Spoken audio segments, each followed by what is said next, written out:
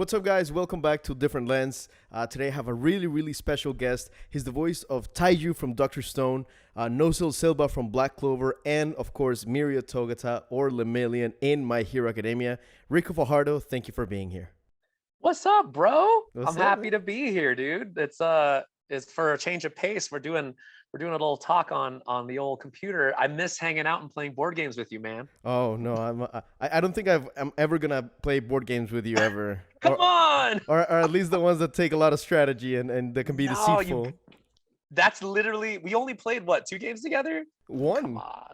Oh well, I mean, What? yeah, we Two played. rounds, two rounds. Yeah, But two like, yeah, rounds. Yeah. we need more. We need more. Anyway, yeah. Well, we gotta meet at cons more, I guess. I hope so. One of the first questions to just jump right in Mhm. to the questions. The first one is, where did you learn to parkour? Because I've seen so many videos of you doing it online. And how long have you been doing it? Oh man. There's a lovely place. I live in Dallas, Texas, and there's a city called Southlake Hmm. there. And a beautiful gym called Tempest South Lake.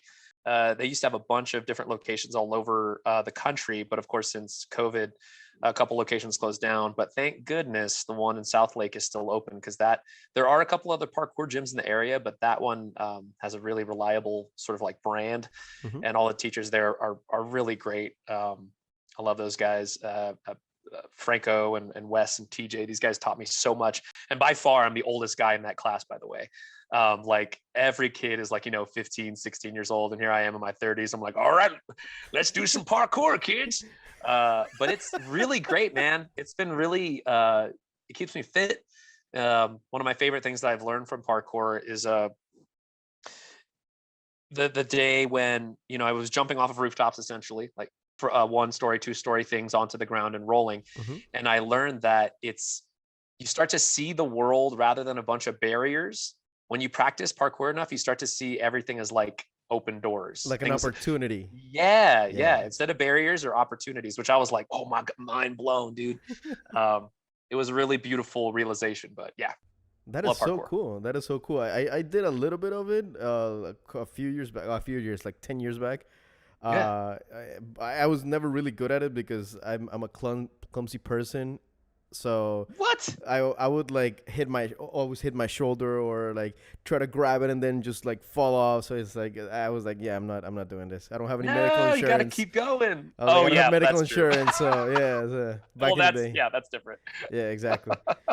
We've seen that you play a lot of instruments, mainly piano and guitar. And I just wanted to ask you, how many instruments can you play? And have you composed any original songs that you want to share? I mean, I have my guitar over there, but I mainly play guitar because I like to sing. So if you consider that an instrument, Hmm. Of course. singing is my primary instrument. I got tired of asking friends to play guitar so I could sing. So that's why I started playing guitar. And then, kind of by way of that, I used what I learned from guitar to teach myself piano. Mm. And mostly self-taught, and just kind of like, I probably should use some formal training to learn like sheet music and stuff. I actually just found this really cool app that like shows you when you're playing the right, like you can slow down sheet music Mm. and it'll listen to what you're playing and make sure you're playing it right.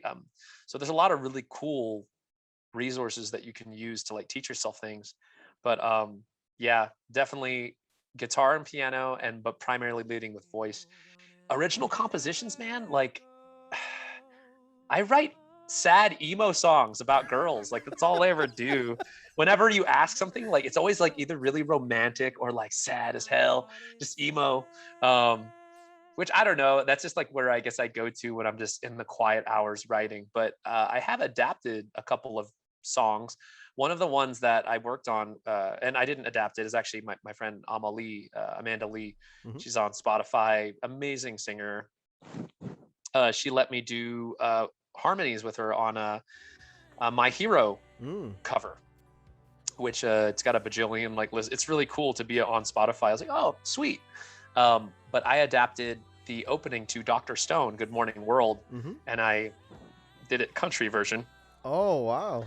Yeah, and I'm really excited for it to come out, but I need to track the vocals, man. I've been really nervous to do it for some reason, just because it's all of my creation. and I Right. want it to be good. Yeah. And I'm sure all of my fellow creators out there, like, you probably get stuck doing something because you're like, "Ah, I want it to be perfect." And literally, dude, this has been on my list for like almost 2 years now, like an idiot, just waiting for me to finish.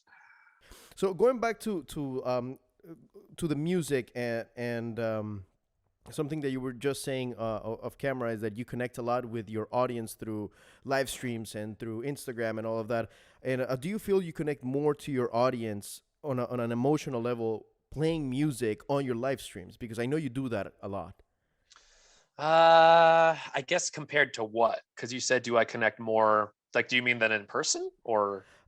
Like, because we all have an audience and we try to keep connected to them in a certain way, Sure. but there's always that disconnect of like, oh, we're just talking or you see me play whatever. But when you're playing music and people request music that is important to them, do you feel like you connect a lot more like to them specifically or to the person that requests the song?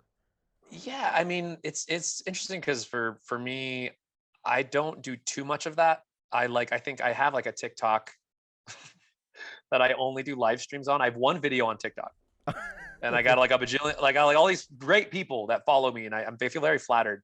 But literally, I made a TikTok because when I was working at Funimation, they were like, "Hey, we would love it if you would post this on your TikTok." I'm like, I don't have a TikTok, Oh, damn. and so yeah, it felt like any kind of social media platform absorbs so much of your time and energy, as you all know, and it can be fun. But early on, my good friend Aaron Dismuke, when I started streaming on Twitch, he was like, "Dude, I don't want you to get burned out. You need to kind of like figure out right away what you want out of this." And so for Twitch, I decided I want this to be like us sitting on a couch together playing video games. I Hmm. want to be community building. I Okay. don't care about getting a bajillion people watching. Don't get me wrong, that's very fun when like, freaking my buddy Alejandro rated me once. There was like 1,000 people in chat. Like this is too much. Right. But like exciting, right? Of course. But when it comes to Instagram and like being able to play music randomly for people, yeah. Well, like I feel like it feels very intimate coffee shoppy, Hmm. I got Hmm. like 20, 30 people just hanging out and listening to music. Right. Um, and that's like my happy place. I try to make it. Like, dude. So you and I, like, we my alarm just went off for Juan Fe interview. Anyway, um, I'm glad we're keeping on time, yeah, thank you for keeping. You guys don't know, but Juan Fe was like, dude, where are you at? I was like, oh no, because I'm on Pacific Standard Time. He's on East Coast, and I totally messed up. So, but that said, playing music for people is always something I feel very like emotionally connected to. It's something that I like to warm up in front of people, which I know for a lot of folks, it's like why would you warm up? Like, because I'm gonna sing it wrong. My voice is gonna crack. I'm gonna do things that don't sound right, or I'll mess Yeah. up the lyrics. But I don't care. Like I'm not performing. I'm literally just like sharing my process. And for Right. other people that play music and rehearse and performers, or other people just like know me and hang out, like enjoy that vibe. You know what I mean? Because it's cool then later if, say, for instance, you requested a song, you're like, Rico, I want you to do Polaris.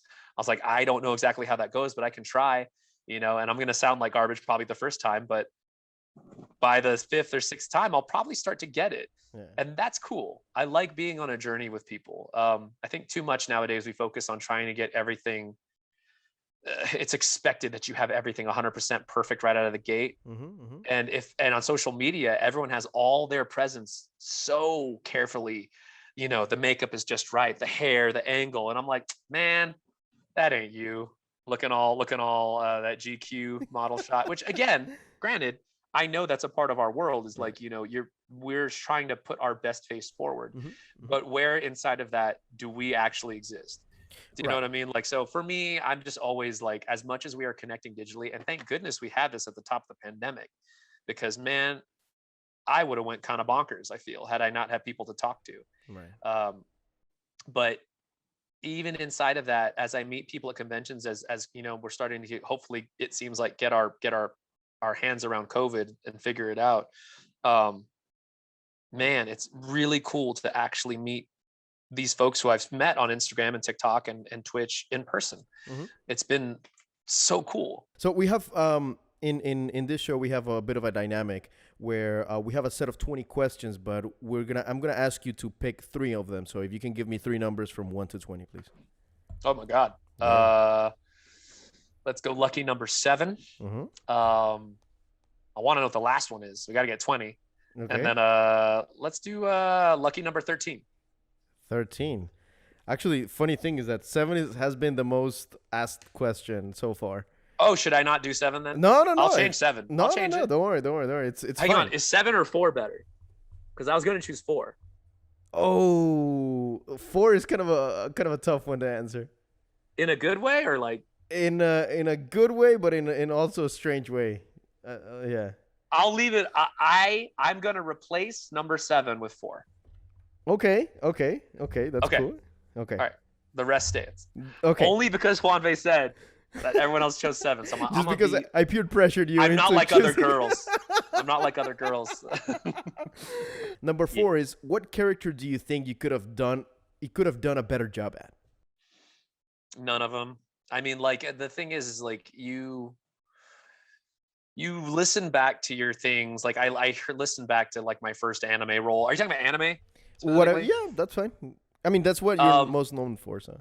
Right. It's like that's what anime and video games is. The artist part of me like knows that I did the best I could at the time with whatever I did. Mm-hmm. So granted, there might have been some class, some maybe piece of direction, something I could have like maybe bent this way or that way, but I'm a firm believer that once it's in the can, it's in the can. So like to ever be like, I would like to go back and try again. That's not how it works. Like I work in theater, man. Like you have to leave. It's live theater. You leave it out there every time without fail, because that's it. Like there is no take backs. There is no do it again. So to even consider that question, it doesn't make sense to me, because I wouldn't like it would be a disrespectful thing to like past Rico would want to fight present Rico, be like, what are you doing? Get out of here. I'm like, it's true. Because all those, events led up to where I'm at now, and I've built up my experience to where it is. So I know it's a little bit of a cheater answer, because it's like I didn't, but truly that's how I look at my work, is I'm constantly inventing. And then once you do something, you've done it. So move on. I literally can't think of anything, because like I always try to do my best at every opportunity. So it's kind of messed up to be like, let me go back and do Mirio again. I'm like, but then we're going to lose that experience of what it was before. Like, or Taiju. There's one of my favorites in Dr. Stone. Someone showed it to me on Reddit, where it was like, why does the English voice of Taiju sound like he has like fire diarrhea during this cue? And it's like when they use sorry, spoilers, but like Senku and Taiju, they pour the revival fluid on a bird to test it, and the bird comes alive. It breaks free the stone. And Taiju, the way I interpreted it, it's like, are you kidding me? We found a way to bring people back. It's working. Oh my God. Like super, like we're about to save the world. Do you know what I mean? And it's Taiju's heart. He's a loud, obnoxious oaf. In the Japanese, I heard it and I was like, he sounds excited, but it's not as excited as I am. So I played it, and I remember Cliff Chapin, he plays Bakugo in My Hero. He's also the director of Dr. Stone. He was like, and I heard him, he's like, I could hear him considering, because it wasn't like the Japanese, which is always something that dub, we're always trying to gauge with. But I was like, dude, listen, I'm happy to do a take again, where it's like, I'm excited, but like, it's a little more reserved and not as like ekphonetic. But dude, if I told you, if everyone in the world is dead, and I was like, hey, here's the magic key to bring a person back to life one at a time, and you were the type of person that Taiju is, I would love to hear the sound that comes out of your, it probably will sound like you have fire diarrhea.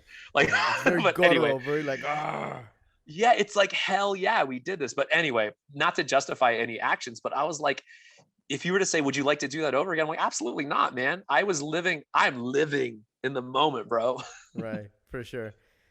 So number 20, the one that you were interested the most in, is, what is the best thing about your profession?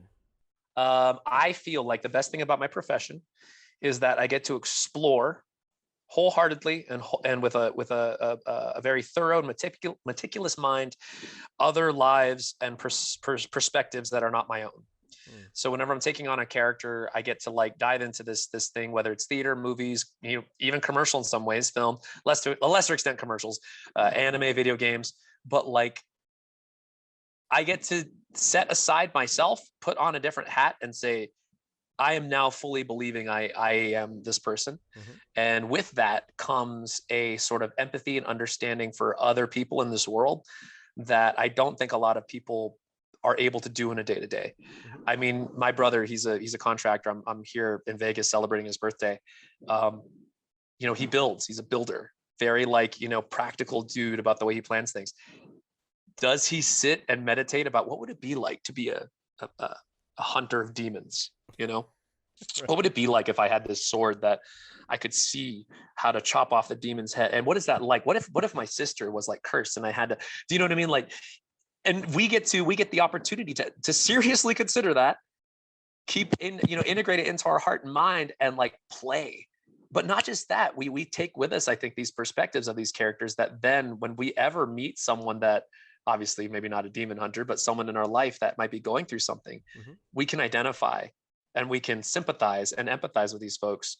Again, in a lot of ways where usually we're just cutting our way through life and we're just kind of like, well, that person ain't like me, so F them. It's like, no, dude, like everyone has a perspective and we're all human and we're all going through stuff. And as an actor, I feel so grateful that I have the opportunity to play villains, heroes, everything in between, and give a close look to different people's conditions because it helps me understand just humanity. Mm-hmm. That is like, wow. You gotta let me speeches with that answer because it's such a beautiful answer, and that's something that I feel like that a lot of people don't know about acting. What's gorgeous is I love when people connect to certain characters. So for instance, Mirio, people are like, oh my God, I love this character. I love this character. He's just so bright. He's so shiny. I'm like, you are also dealing with depression. Mm-hmm. And they're like, what? And I have this long speech that I've told you about this, like how Mirio's quirk permeation is a metaphor for depression. And Mm-hmm. he falls into the earth. He can't hear, he can't breathe, he can't see. His arms are covered in cuts. Horikoshi designed him for this way. And I've meditated on this character. And there's a reason why he is so positive and happy. But there's also another reason why certain people are drawn to certain characters. I love Rock Lee in Naruto. Mm. I love when he drops the weights. And I'm like, this dude can only do taijutsu in a world where you got genjutsu and ninjutsu. You got this dude, all he can do is physical combat, which is like one facet. That's like being a boxer who can only hit with his right hand. Right. Predictable, right? But what if you become the best at what you can do? To me, man, that is like the most beautiful message that you could ever give to anyone. And so consequently, I'm a big fan of that character. So when people come up to like you, for instance, and they're like, oh my God, this character, that character, it lights them up in a certain way. I was like, oh man, I see how you and I are connected and how you get along and see yourself in the story and in that character. Mm. It's really great, man. It's really cool because we do the homework. So Okay, so going now to number 13 is Mhm. what character would you like to portray In in like, anime, in movies, in video games, whatever medium do you think you should? man, I don't want to spoil anything and I don't want to like jinx anything, Mm-hmm. but knocking on wood right now because been auditioning for things. But it would be really cool and I went to theater school, so like I know how to do stage combat and stuff and use different kinds of weapons, Mm-hmm. and I also do parkour. It'd be dope to be a Jedi, and that's all I'll say Ooh. about the topic. Ooh, damn. Okay. Wow. Okay. That is that is I think the best answer for that question that I think I've ever gotten. I Wow. can't. I literally cannot elaborate. But I mean, like that's just. I think it's self-explanatory. Right. Right, right, right. With everything that you just said, it most likely like I know that the audience can also figure out like, okay, I see you there. That was a little cheeky, but I I got you. see you. I see you. Shaking that ass. Bleep that out later. No, I'm for sure leaving that in. We didn't get to where we are by ourselves. We always have a support system and people that support us and help us get to where we are. So I kind of want to go back a little bit in time with the next four questions that I'm going to ask you. The first Hmm. one being, who is the person that you have to thank for getting you into the business? I'd probably be my high school theater teacher, Brent Matthews. Mm. Mr. Matthews was the first person that told me that I could do it. Kind of, I guess, like Sir Night Eye to Mirio, being like, "Hey, I don't think you can do this. I know you can," Mm. which was remarkable considering that I come from a military family and I thought I was going to join the service and just kind of go, the road of which is laid out for you. Right. So yeah, he did a really interesting thing that I hope to one day emulate if I decide to teach again one day. And that's for his seniors. He wrote us each a personal letter that we then had the whole class time to respond to. This is our final. Mm. And he's like, kind of take as long or as short as you would like. But as like the things in life that the energy you put in is what you get out. So, and I was like, this is incredible. So I sat in that room. My fellow graduates, I remember David Martin was there, my friend Susie. Like it was just, and there was one other gal, I can't remember her name right now. I feel kind of like a jerk. She worked in tech, Mm. but she was there, and we were all working on our essay. And inside this, I still have it, dude, to this day. I still Oh. have it. It's this like 2-page little thing stapled together with my name on the front. And inside it said, I know you've got a lot of things happening at home. You got a lot of, like most high schoolers do. And you have plans to join the service and all these things. But I just want to tell you, um, if you're wondering whether or not you can do this acting thing, I'm telling you, you can. And it was like a gentle yet powerful statement that has stuck with me my whole life. And teachers, man, teachers really like, it's like if you have good teachers, they really can change the course of your life Mm-hmm. at the right time and place. So, yep, definitely, I would say Brent Matthews, love that guy, and he's proceeded to teach many a student, but yeah, he's the one that definitely set it off for me. That is so cool, and thank you for acknowledging teachers because that is one of those jobs that it's so demanding on the teachers, and it's not very, you know, they're not thankful, Monetarily or or yeah, sociologically rewarding. socially, yeah. Yeah, So it's definitely. I'm always a big kind of I'm always thankful for teachers because teachers are the ones that get us through the formative years of our lives. So the second question that I want to ask is, who has been the person that has supported you the most? Well, that would be me.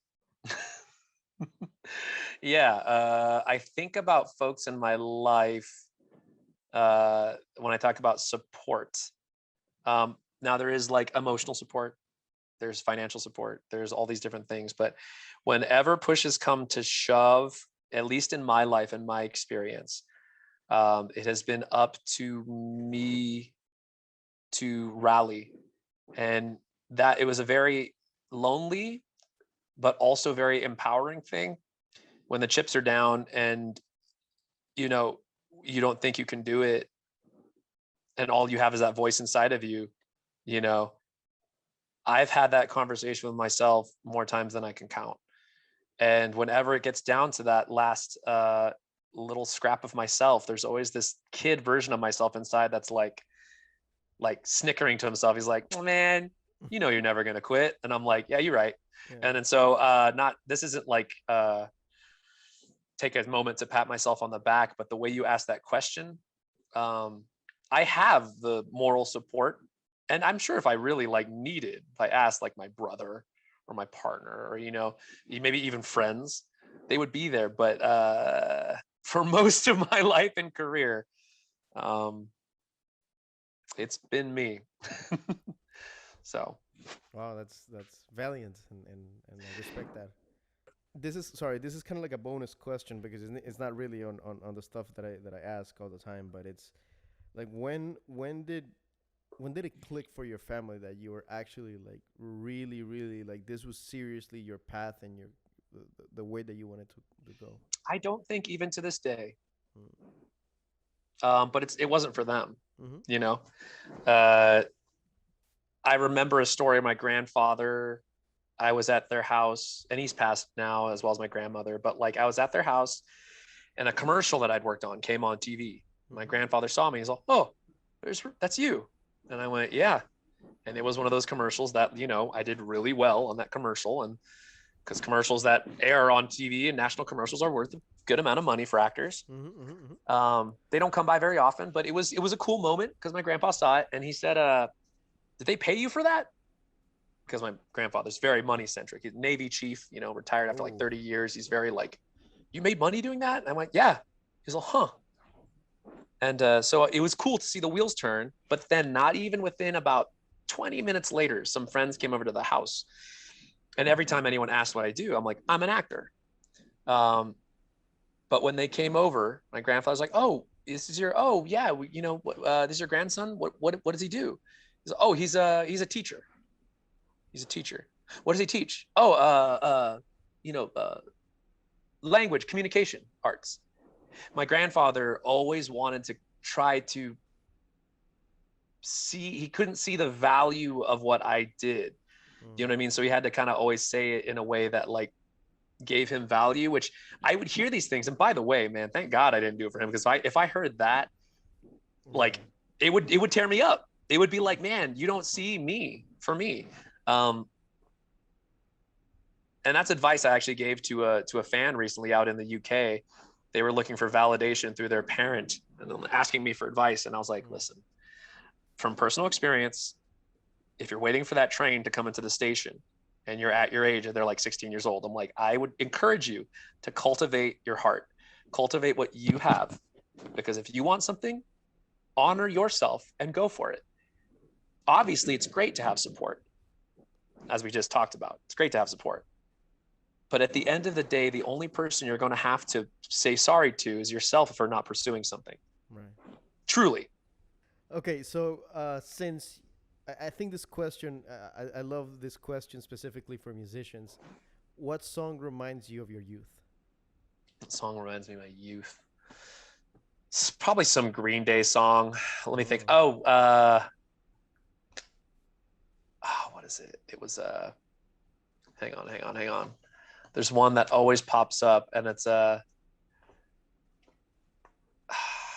it, how does it go? Another No, not Time of Your Life. That's like everyone's graduating song. But well, I'll 20. tell you this. This is one. It's like the first song that I like sang to a girl I fell in Ooh. love with. It was my first girlfriend. Her name was Lori. Man, I was like 15. My first girlfriend. I was so excited, and I sang "Iris" by Goo Goo Dolls. Okay. You know what I'm talking about? Yeah, It's yeah, like, yeah. "I'd give up forever to touch you, 'cause I know that you feel me somehow. You're the closest to heaven that I'll ever be, and I don't wanna go home right now." Yeah. "And I don't want the world to see me." Yeah. Oh, dude, Yeah. it's like, it was like so alt rock, sad. Like, anyway, that's why those are the songs that I write. But Okay. yeah, man, I'll say Goo Goo Dolls, Iris. I'll be a soft lad and say that. So the fourth one and the last question that I have for you is: if you could talk to your younger self, what would you tell him? Again, this is a little bit of a time thing, right? We're going back and we're do a time loop. Yeah. Um, uh, I usually tell other people this. I'm like, just keep pushing. Mm. Um, yeah, I would say trust yourself. Semicolon, just keep pushing.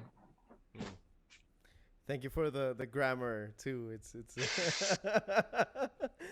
it's yeah. Wow. That's it's so funny that everybody kind of has the same overall message, but they say it in different ways, and it's always the message of like just trust yourself, just give yourself time or whatever. And I feel like now, especially now with all the social anxieties and all the pressures that kids have nowadays of you have to succeed, you have to be a millionaire, you have to like have the car and the girl and the house, and if you don't have, $1 million by the time you're 20, then you're a nobody. It's like, no, like let's relax, let's calm down, like let's just be you. You don't have to have that mentality of I need to be a millionaire by 20, because if it doesn't apply to you, then it doesn't apply to you. Well, can I tell you though, like, because you make a good point, like those goals, right? Monetary goals. I'm here in Vegas. Mhm. I saw a guy over here hit $500,000. He looked angry. He looked like undissatisfied. Now, mind you, I'm sure he was blowing a lot of money, but he hit 500,000 and people are cheering. And he's just like, there's a part of me that goes, you should be happy in the pursuit of whatever it is you're doing. Like, you should bring you joy. You should be. So monetary goals are just like, that's one part of it. But what are you really after? Do you know what I mean? Like, I talked to you, you probably get this question. It's like, well, how do I get into acting? How do I get into voice acting? Mhm. It's a very common question. But I'm like, well, what do you actually want out of it? Because like what I do is I audition. I went to school, I auditioned. Like, I'm going to tell you my path, right? But what do you actually want? Like, tell me what is your goal? Yeah. And I'll tell, like, I will, try to help shepherd you as best I can. I used to teach, but like that I think is a question that every human being on this planet should be asking at least like every week. Am I doing the thing that I want to do? Is this right? Does this feel right? Is this the leading toward the version of myself that I want to create? Because it is a path. And yeah, if you don't have $1 million by 20, okay, that's most everyone on this planet. Right. But like, again, do you want to be exceptional? That's an attainable goal. Do you want to be exceptional monetarily? Okay, well, let's refine that goal. Like, it's all about just clearly stating to yourself what the hell you're about, who you want to be, and then making steps toward it. Right. And then you can at least like be satisfied with your movement, with your action, But anyway, I'm gonna climb off my soapbox because I feel like I was climbing up there. Ricco, thank you so much. It's been really insightful to get to listen to your perspective on life, on acting, on everything that you do. Is there a project that you can talk about that you may want to give a shout out to? So many things that like that you're just waiting to drop, but I literally can't talk about Right. it, which sucks. But there's keep an eye out in the let me see, because there's a new version of this app that just came out. Well, Tales of Luminaria. Mm-hmm. Make sure you play Maxime Husselmans, because that's my boy. He's great. And then also keep an eye out for My Hero Academia, Strongest Hero, the app, because you never know, you might see your boy Mirio cropping up at some point. Yeah, that's what I'll say for now, because it's like hard to talk. Dude, I like in private, I want to tell you about things, but I obviously can't, because that would be literally I'm now telling the world, brother. Yeah, for sure. Yeah, we don't want any leaks. By the way, how can people find you on social media? Oh man, it's just my name. It's Ricco Fajardo at Twitter, at Instagram, TikTok if you want. I think on YouTube I have like what is it? Ricco Fajardo actor or something like that, but you don't need to worry about that because I barely post on YouTube. But yeah, my DMs are open. So if you guys have any questions about like, acting or craft, I usually respond to everyone. I just take a long time because there's usually a lot of other fluff in there, as you guys know how social media works. But yeah, happy to talk about it. Hope you guys enjoy. Well, Ricco, thank you so much. Thank you for your time, for to give us the chance to learn more about you. Thank you guys for being here. I really enjoy doing all these videos, so please support as much as you can, and remember to always look at life through a different lens.